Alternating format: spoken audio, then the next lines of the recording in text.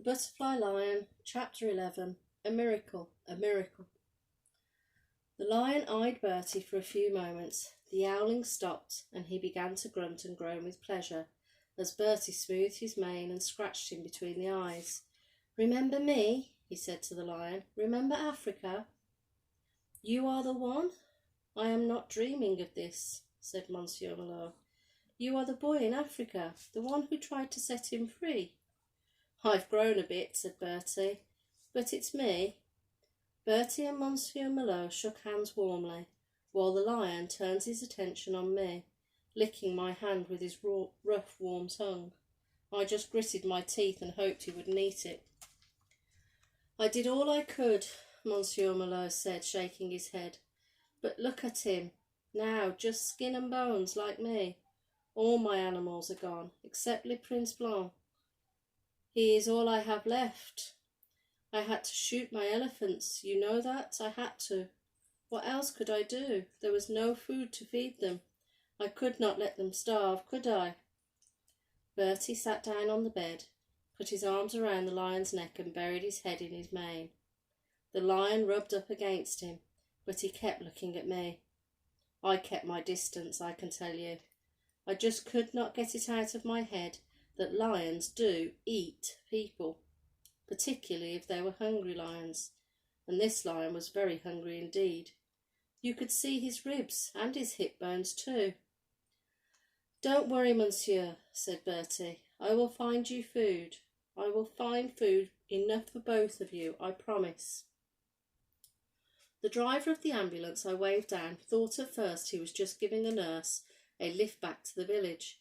He was, as you can imagine, a little bit more reluctant when he saw the old man, and then Bertie, and then more still when he saw a huge white lion. The driver swallowed a lot, said nothing all the way, and just nodded when Bertie asked him to let us out at the village square. And so, there we were half an hour later, the four of us sitting outside the cafe in the sun, the lion at our feet gnawing a huge bone the butcher was only too pleased to sell us. Monsieur Malot ate a plate of fried potatoes in complete silence and washed it down with a bottle of red wine. Around us gathered an astonished crowd of villagers, of French soldiers, of British soldiers, all at a safe distance. All the while Bertie scratched the lion's head right between the eyes. "He always liked a good scratch just there," Bertie said, smiling at me. "I told you I would find him, didn't I?" he went on. "I was never sure you really believed me." "Well, I did," I replied. And then I added, "after a while anyway." It was the truth. I suppose that may explain why it took all that happened that morning in so much in my stride. It was amazing, surreal almost.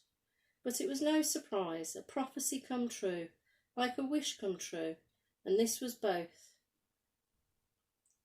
And neither can ever be entirely surprising. As we sat there outside the cafe, sipping our wine, the three of us decided what should be done about the White Prince.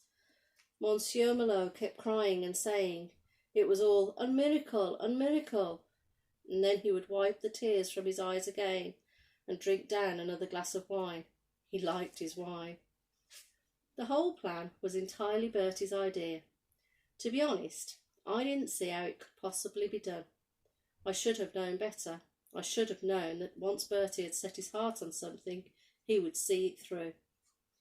As we walked the lion down the village street, Bertie leaning on the lion, me pushing Monsieur Malot in the wheelchair, the crowd parted in front of us and backed away.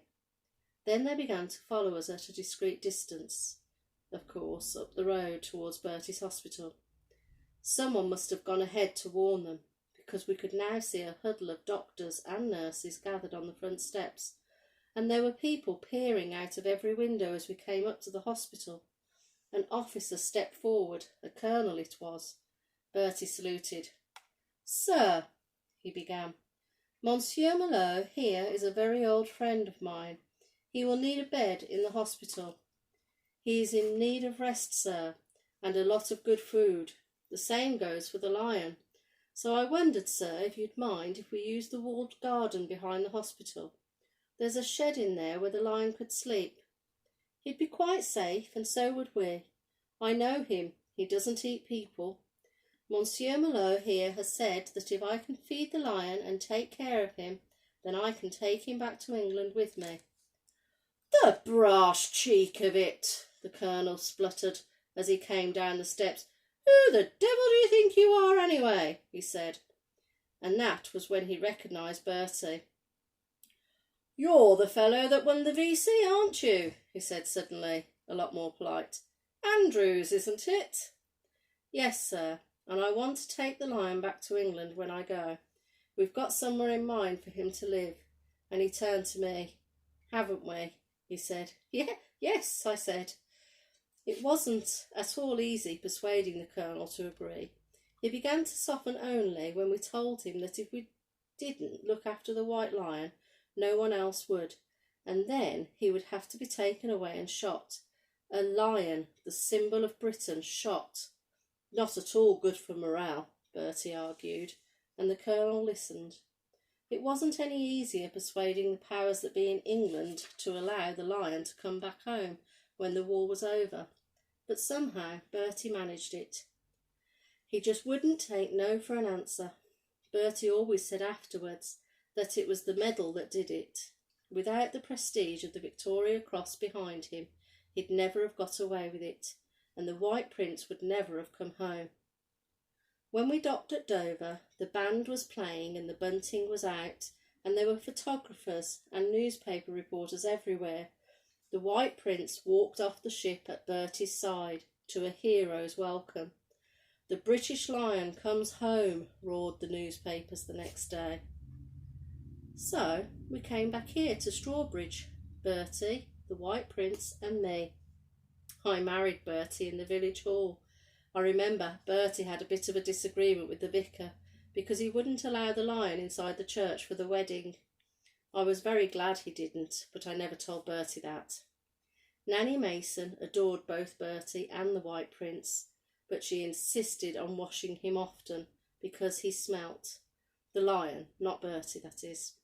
Nanny Mason stayed on with the three of us, her 3 children she called us, until she retired to the seaside in Devon.